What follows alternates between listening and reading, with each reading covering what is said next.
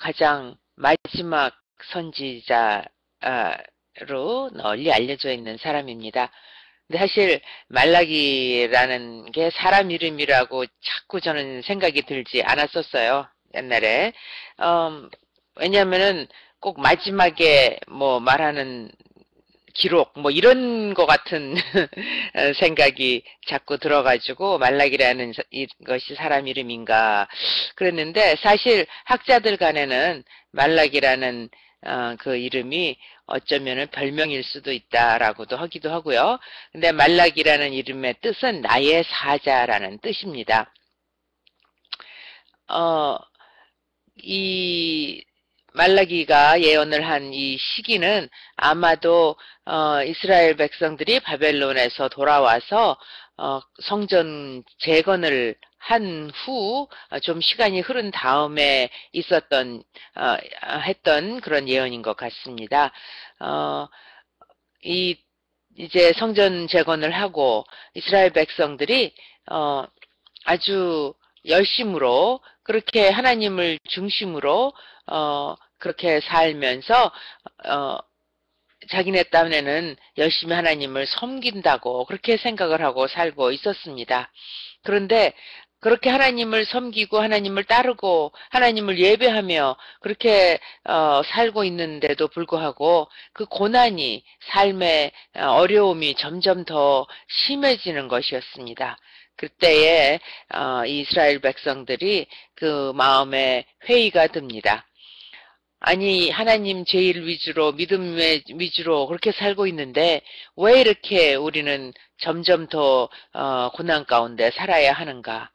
이건 분명히 문제가 있다. 그런 생각을 하게 되면서 그렇게 의심이 되고 하나님을 회의하기 시작하니까 신앙의 모습이 점점 활기가 없어지고 맥이 빠져버리고 예배하는 것도 그저 그 형식적인 그런 예배만 하는 그런 상태가 되고 있었습니다.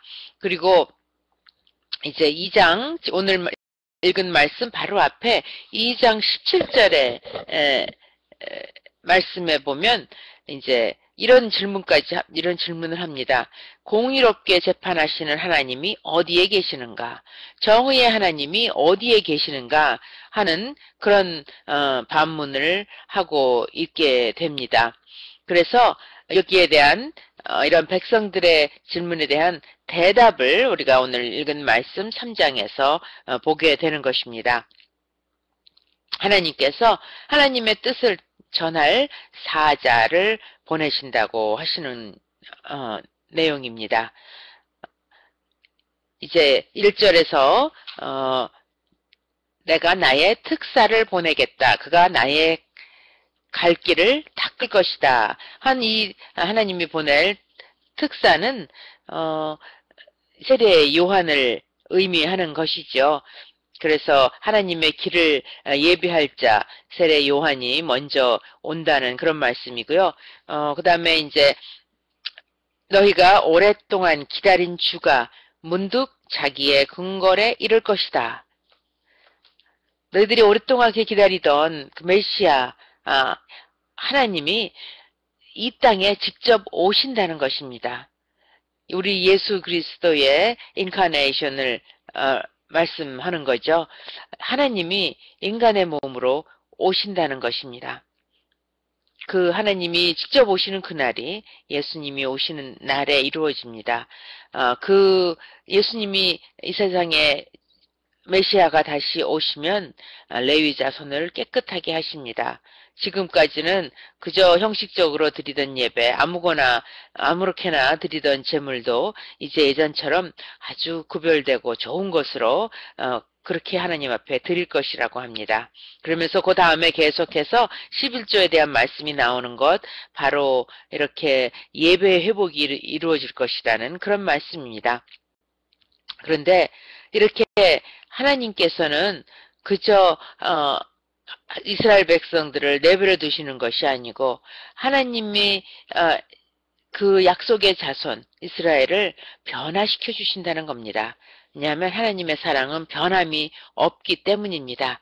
하나님께서 이들을 변화시키는데 그저 그냥 뭐 매직으로 변화시키시는 것이 아니고 연단을 통해서 바른 길로 가게 하시고 변화를 시키신다는 것입니다. 5절의 말씀에는 심판의 말씀이 나오죠. 이제 그렇게 하나님께서 이 2장 17절과 3장 5절에 그 2장 17절의 정의라는 말과 3장 5절에 내가 너희를 심판하러 가겠다. 심판이라는 그 단어 사이에 오늘의 본문의 말씀 3장 1절에서 4절의 말씀을 주셨는데요. 그 정의라는 justice라는 단어와 심판 judgment라는 그런 단어는 원이 같은 단어입니다. 그래서 그 백성들이 정의의 하나님을 찾을 때 하나님께서는 나는 심판하는 하나님이라는 그런 말로 바꾸어서 말씀을 하십니다. 하나님이 지엄하신 분이시고 하나님이 결국에는 선과 악을 구분하시는 분이시고 구별하시는 분이시고 판단하시는 분이시라는 것입니다. 그런데 그 정의와 그 심판 그 사이에 있는 오늘의 말씀은 은혜의 말씀입니다. 하나님께서 심판하시기 전에 은혜를 베푸신다는 그런 의미가 오늘 말씀 가운데 있습니다. 하나님께서는 하나님의 백성들이 그대로 자기의 그 모습 그대로 사랑하시지만 그 모습 그대로 그냥 살도록 내버려 두시지는 않는다는 것입니다. 하나님께서 직접 오셔서 우리 하나님의 사람들을 만들어 가십니다.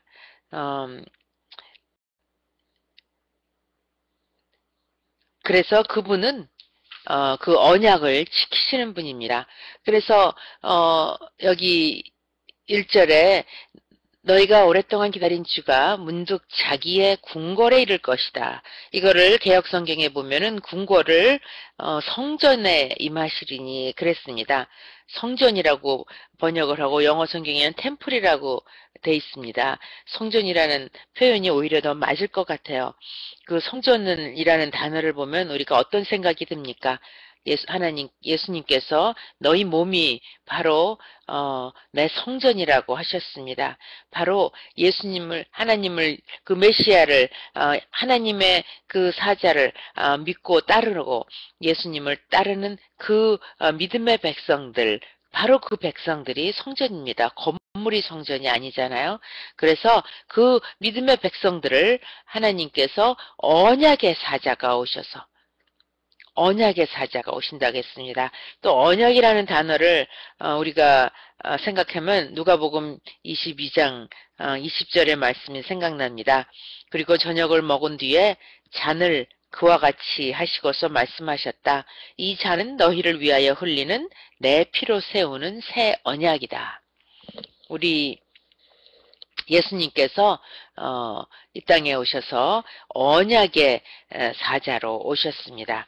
그래서 그 언약은 하나님이 내가 너희 하나님이고 너희는 나의 백성이 된다 하는 그 하나님의 그 구약 시대의 이스라엘 백성과 맺은 그 언약을 확인시키시고 내 피로 세우는 새 언약, 내가 많은 사람이 내가 흘리는 피로 인해서 용서함을 받는다는 그 언약, 그리고 너희는 서로 사랑하라.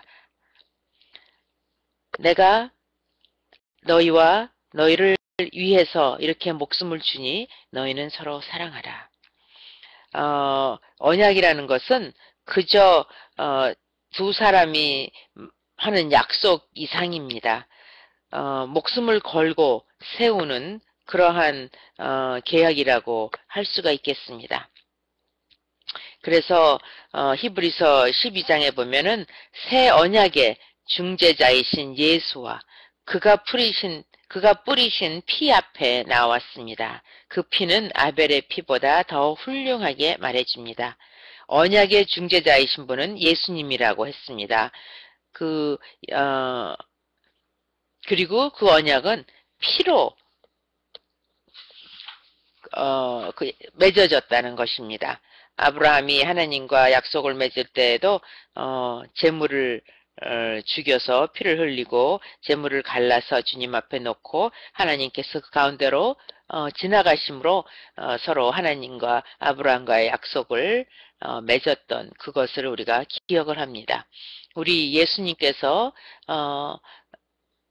당신들의 그 성전 백성들 앞에 오셔서 언약을 맺으시는데 그 언약을 예수님 자신의 십자가에서 흘리신 그 피로 맺으셨다는 것입니다. 이렇게 우리들이 흘려야 될 피, 우리들이 해야 될 어떤 모든 것도 우리 하나님께서 직접 몸에 감당하시고 그 은혜를 주셔서 그 은혜로 우리는 언약의 백성이 되었습니다. 이제 우리들이 하나님 앞에 나아갈 때 우리의 몸을 제물로 산제물로 바치며 그렇게 하나님 앞을 섬기며 나아가야 되는 것, 그것이 언약 백성의 해야 될 일입니다. 그래서 우리는 그 언약, 예수님과 하나님과 언약을 맺었는데 그 언약의 사자가 우리에게 오실 것이다 하는 것을 이 말라기 선지자는 벌써 예수님이 오시기 전 400년 전에 예언을 하고 있는 것입니다. 그런데 그 분이 오셔서 3절에 보면 그는 은을 정련하여 깨끗하게 하는 정련공처럼 자리를 잡고 앉아서 레위 자손을 깨끗하게 할 것이다. 금속 정련공이 은과 금을 정련하듯이 그가 그들을 깨끗하게 하면 그 레위 자손이나 주에게 그 레위 자손이 나 주에게 올바른 제물을 드리게 될 것이다. 지난 금요일 날 제가 말씀드린 것 같은데요. 우리 예수님을 믿는 이 세대에 사는 사람들은 바로 영적인 레위 자손이라고 했습니다. 그 언약의 사자 주님이 땅에 오셔서 하시는 일을 그 영적인 레위 자손들 크리스찬들을 하나님의 자녀들을 깨끗하게 하신다고 합니다. 하나님의 자녀들을 변화시킨다는 것이죠. 물론 예수님의 피로 우리를 정결케 하시고 또 우리가 우리의 삶 가운데에서 정결치 못한 모든 것을 우리가 예수님 안에서 회개함으로 깨끗게 될 수가 있습니다.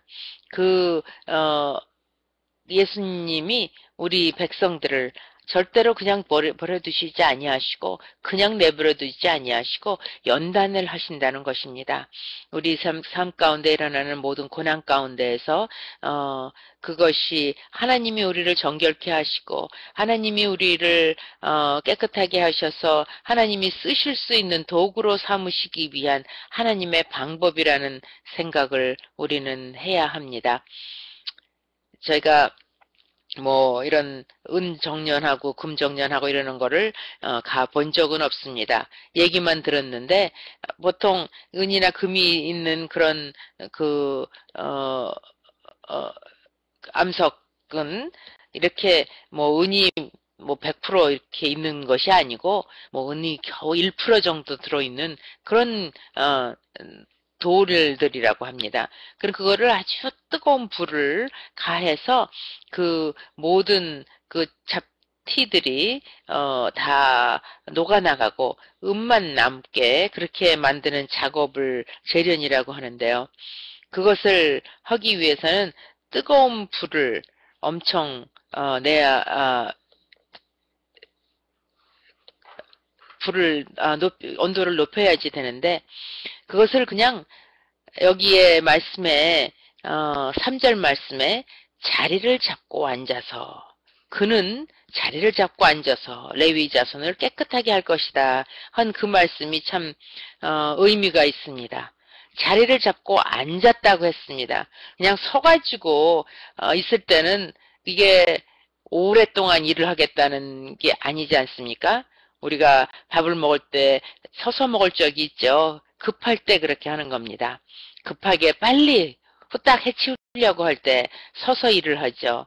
그런데 앉아서 뭘 한다 그러면 그거는 시간을 들이겠다는 것입니다. 그거는 뜸을 들이면서 천천히 아주 이 일이 오래 걸릴 일이다 하는 그런 뜻입니다. 그래서 하나님께서는 급하시지 않게 어떤 때는 우리가 왜 하나님 어떻게 이런 고난이 이다지도 오랫동안 우리를 괴롭히게 하십니까? 하고 하나님을 원망할 적도 있습니다. 그렇지만 하나님께서는 우리를 참으로 주님의 쓰실 수 있는 주님 앞에 온전한 예배를 드릴 수 있는 하나님의 백성으로 그런 언약의 백성으로 삼으시기 위해서 그렇게 시간을 들이고 공을 들이고 정결하게 하신다는 것입니다. 그래서 바울이 빌립보서에서 말한 것처럼 하나님께서 시작하신 선하신 일을 예수님이 오실 때까지 He will bring it to completion. 끝내실 것이다 하는 그런 말씀이 생각이 납니다. 하나님께서 어떤 때는 우리를 잊어버리고 계시지는 않은가? 하나님께서 정말로 지금 일하고 계신가? 하나님이 정말 우리를 사랑하실까? 이러한 의심이 들 때 말라기의 이 말씀을 기억하시기를 바랍니다. 하나님께서 우리 백성들을 하나님의 백성들을 사랑하시고 그 백성들을 그저 버려두시지 아니하시고 찾아오시는데 찾아오셔서는 그 백성들을 연단을 하셔서 참으로 하나님의 나라에 들어갈 수 있는 하나님을 온전하게 예배할 수 있는 귀한 하나님의 언약의 백성으로 삼으시려고 정결케 하신다는 것 오늘 기억하시는 그날이 되기를 바라고 하나님 앞에 이 아침에도 나아가서 하나님 제가 주님 앞에 온전하게 드려줄 수 있는 산 제물이 되기를 원합니다. 나의 삶의 전체가 우리 주님 앞에 기쁘심을 드릴 수 있는 그런 제물이 될 수 있도록 주님께서 나를 오늘도 정결케 하여 주시옵소서. 그렇게 기도하며 오늘 말씀을 통해서 우리 예수님 다시 오실 예수님을 기다리는 그런 귀한 언약의 백성들 다 되시기를 주님의 이름으로 축복합니다.